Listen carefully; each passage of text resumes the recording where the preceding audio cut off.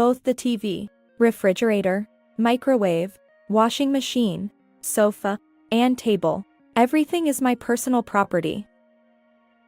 The bed we bought after getting married is shared property, right? You said, you've been saving because you're a civil servant, right, and asked me to buy it. But I purchased it with my savings from when I was single. So it's my personal item. The only things you bought with your own money are the game console and Blu-ray recorder. Well, they're nice to have, but we wouldn't be in trouble without them. As I assert this, Peyton falls silent, wearing a face that seems to say, "Grr." I am Beatrice, a 26-year-old occupational therapist working at a university hospital in the city. I live with my 2-year-older husband and his mother. We splurged on a newly built house last year, and we plan to pay off the 24-year mortgage together. My husband's name is Peyton. He works for a fairly large company. We met when I had just entered society, during my early days at the university hospital. It was at a forced group blind date that we crossed paths. I only went along to fill the members, with no particular interest in men. I didn't want to associate with people who treated group blind dates as a place to hunt for women. However, Peyton was also reluctantly dragged into it. And that's how we hit it off. Although it's a bit embarrassing to say we met at a group blind date, we've agreed to tell people it was through a friend's introduction. We dated for almost a year and eventually got married. Shortly after our marriage, my father-in-law passed away, and that's when I started living with my mother-in-law. And then, while we were still young, we decided to splurge and build a house last year.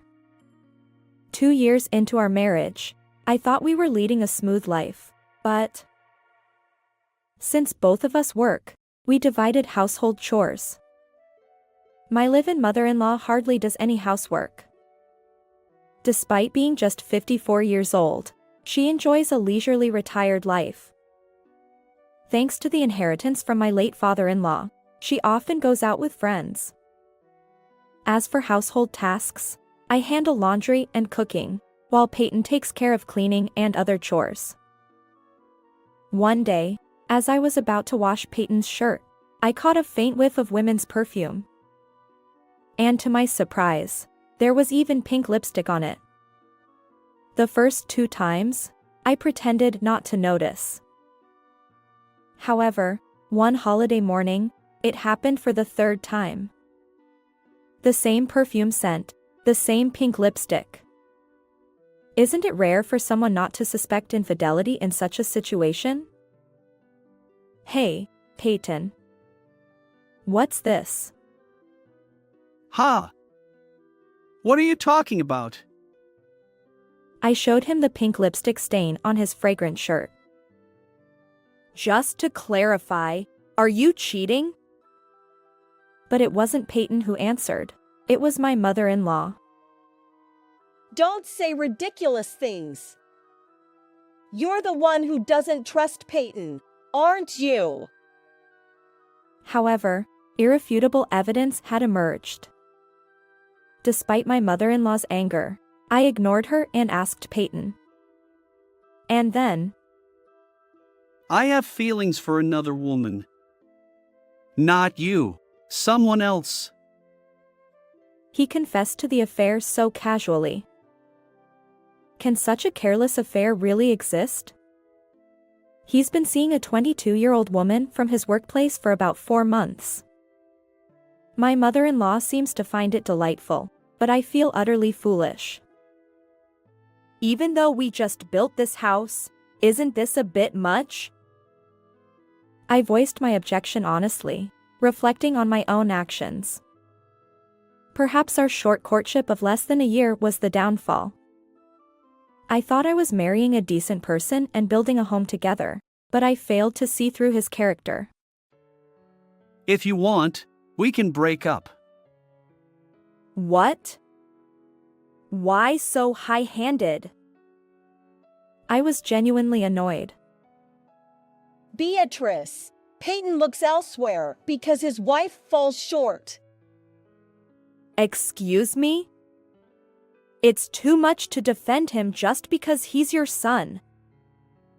As a wife, you should be a little more patient. Why are both my mother and my husband acting out and acting so superior? Marriage is about equality. It's absurd to expect only the wife to endure. Peyton, if you want to marry that woman, then we have no choice but to part ways. Fair enough. Beatrice, why don't you leave? I'll be living with her. Lorraine. Peyton said it without a hint of remorse, leaving me utterly exasperated. Can I ask you something? Why did Lorraine become the better choice? When I asked, Peyton responded with a smug expression. Unlike you, she doesn't nag me. You, as my wife, keep telling me to clean or take out the trash. We had already decided to divide household chores since we were both working. If you dislike doing housework so much, why didn't you say something? Besides, his energetic mother is also around. He could have asked her for help. But to run away to another woman over such trivial matters. What's wrong with this man? It seems I made a grand mistake in a crucial life decision because of him. Exactly. It's absurd to make the husband do housework. Could you please stay quiet for a moment? We both work, and our incomes are nearly the same. We have to share household tasks. What if I were to give birth? How would we manage without shared responsibilities? Your attitude is why he's finding a mistress outside. She said it with the same smug expression. This mother-in-law seems to always side with her son. Despite the situation where divorce due to Peyton's fault is inevitable, she remains assertive. Peyton, go ahead and remarry that woman.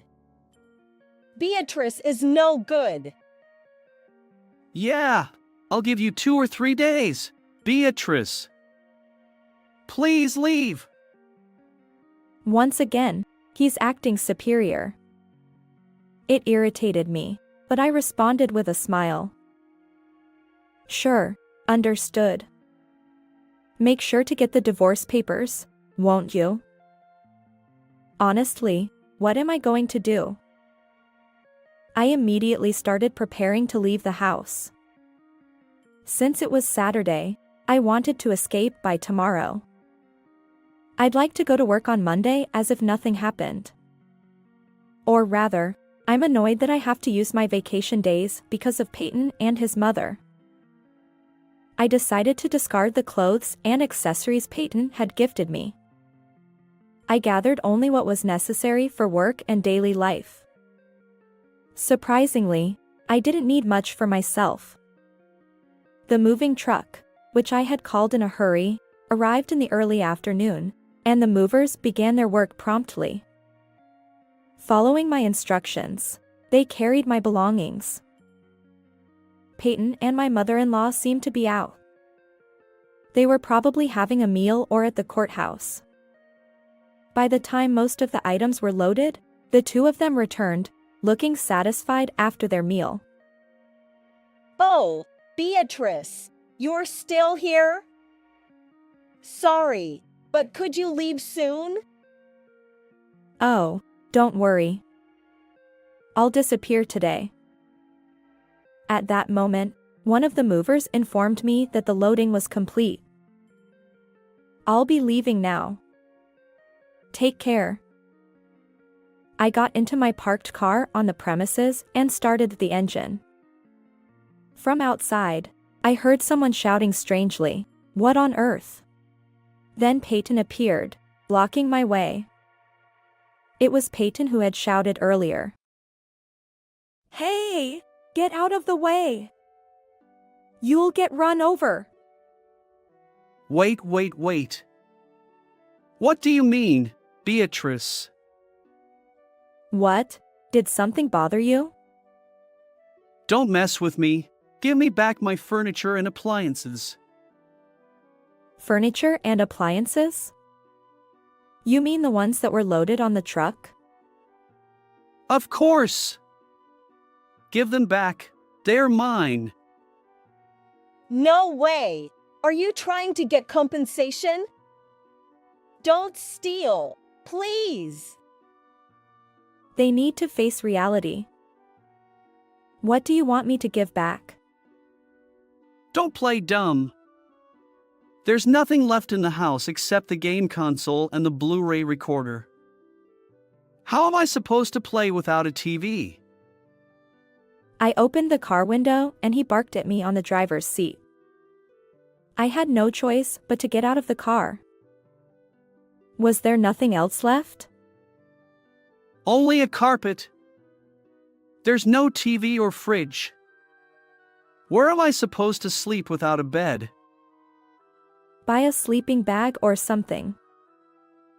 Don't joke with me. There's only mom's stuff left. That's not right.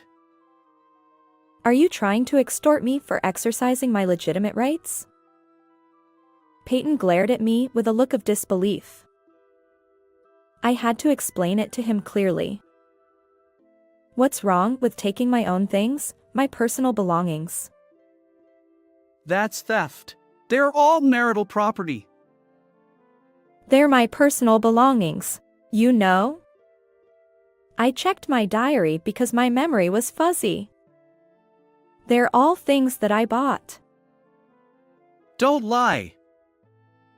When we moved to this house, we couldn't afford to buy new furniture and appliances, so I've been using the ones from when I was single, right? They're still marital property. I use them too. Marital property means the assets that we built together after we became a married couple. We didn't have enough money as a couple, so I contributed my own funds. The TV, the fridge, the microwave, the washing machine, the sofa, the table. They're all my personal belongings. The bed is marital property. We bought it after we got married. I was a public servant, so you said I must have saved a lot, right? And you asked me to buy it.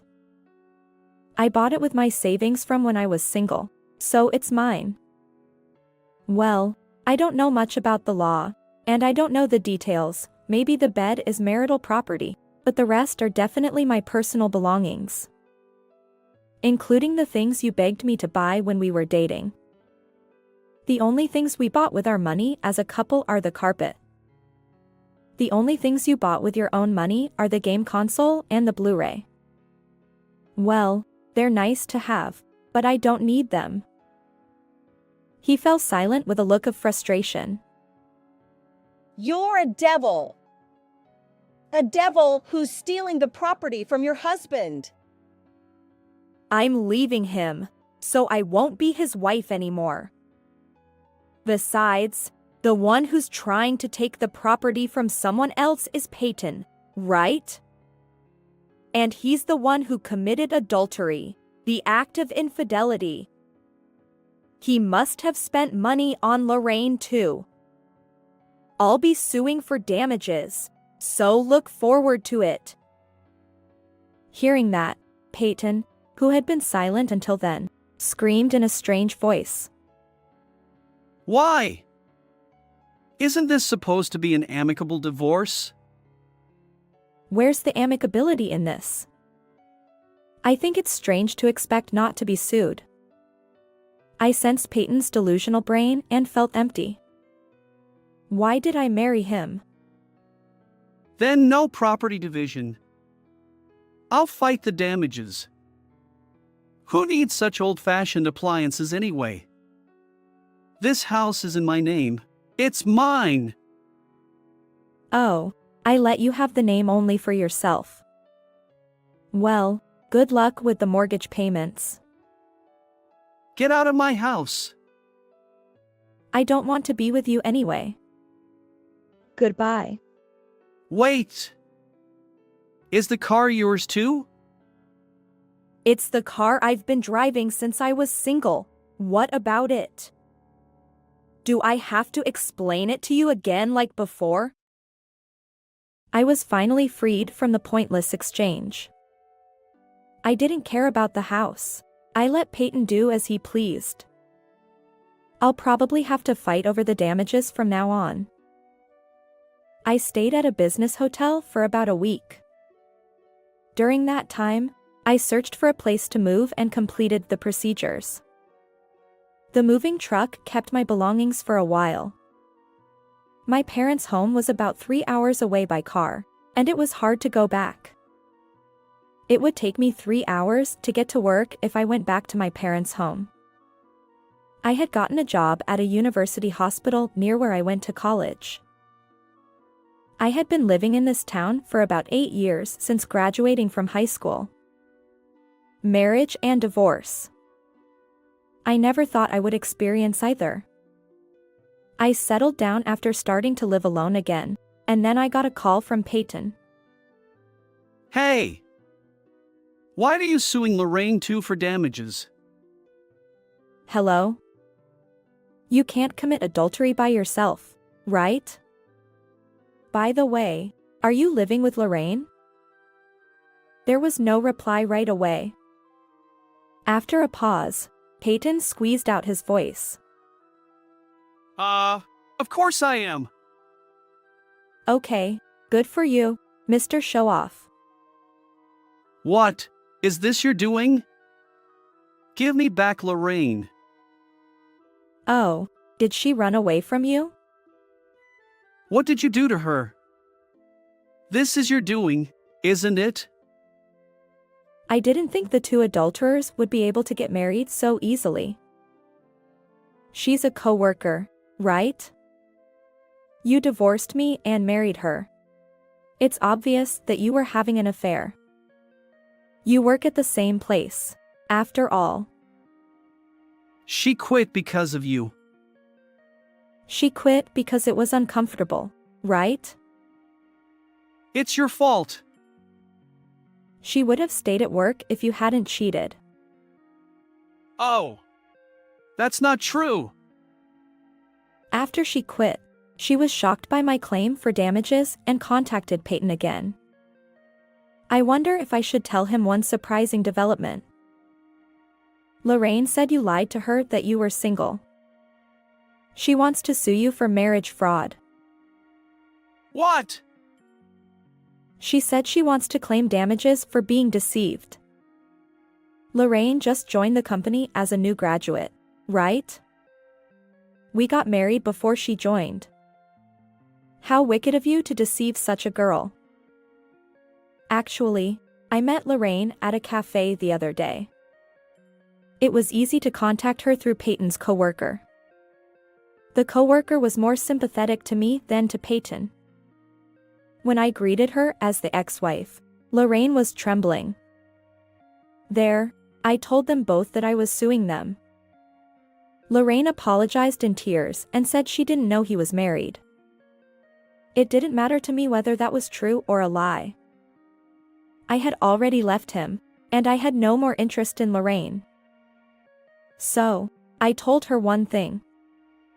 If you were dating him while he hid the fact that he was married, you were deceived too. I said that to her. Lorraine went back to her parents' home, right? Why don't you pay the damages for her instead? Don't be ridiculous. By the way, it's double damage for me and Lorraine. If you pay the amount I'm claiming from Lorraine, it's triple. Don't laugh. But it's someone else's problem. I can laugh. Peyton was ranting on the other end of the phone, but it didn't solve anything. I ended the call, saying I'll let my lawyer handle the details.